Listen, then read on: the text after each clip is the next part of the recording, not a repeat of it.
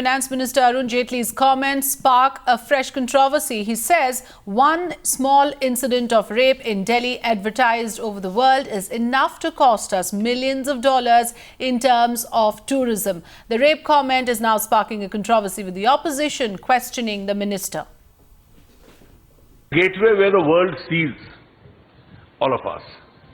And therefore, as a part of the red carpet laying for the tourist, our law and order, one small incident of rape in Delhi, advertised world over, is enough to cost us billions of dollars in terms of lower tourism. So we have a national responsibility where God has blessed us with everything which a tourist wants to see. We just have to catalyze that process and make sure that we take the right steps. Nirbhaya's parents react sharply to those comments of Arun Jaitley and says Jaitley's remarks will boost the morale of rapists.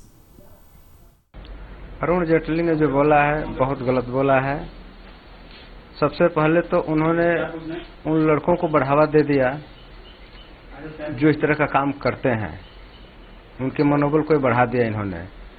Nirbhaya जैसे case जो पूरे दिल्ली में नहीं पूरे भारत में पूरे world में जिसका नाम है कि इस तरह की घटना घटी है, इतने बड़े इंटरनेशनल केस को उन्होंने एक छोटा सा बना के अपने आप पता नहीं उन्होंने क्या साबित कर दिया कि हम क्या कर रहे हैं।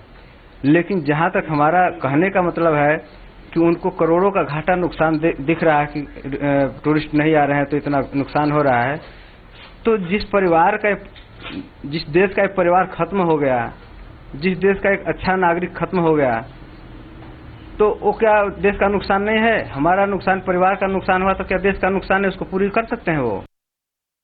देखिए, उन्होंने जिस तरह से बयान दिया है, उन्होंने ये बयान बहुत गलत दिया है और एक बयान दे करके एक बार उन्होंने मुझे बहुत दुख पहुंचाया है, मुझे बहुत तकलीफ पहुंची है।